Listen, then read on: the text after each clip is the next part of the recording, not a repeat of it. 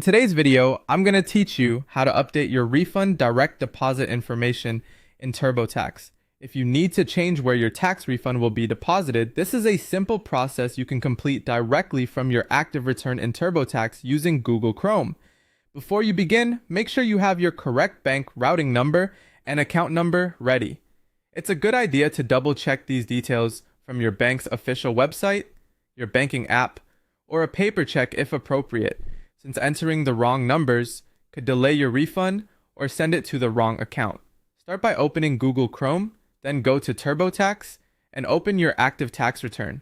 Make sure you're working in the correct return before making any changes. Once your return is open, look over to the left-hand sidebar and find the File section. Click on File to move into the filing area of your return. From here, continue through the filing steps until you reach Step 2, which is the Payment or Refund section. This is the part of TurboTax where you review how you want to receive your refund or handle any balance due. Take your time as you move through these screens so you don't accidentally skip anything important. When you arrive at the refund options, select direct deposit as your refund method.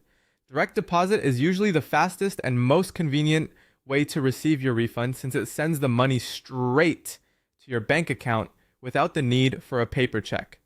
After selecting direct deposit, you'll see fields where you can update or enter your new routing number and account number. Carefully type in the new information exactly as provided by your bank. It's worth pausing here to review each number one more time before continuing. Even a small typo can cause issues, so accuracy matters.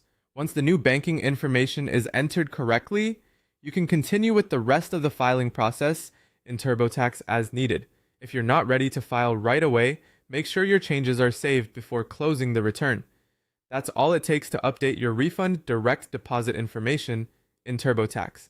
As a final reminder, always keep your financial information private and avoid sharing banking details on unsecured devices or public networks. Thanks for watching, and I'll see you in the next video.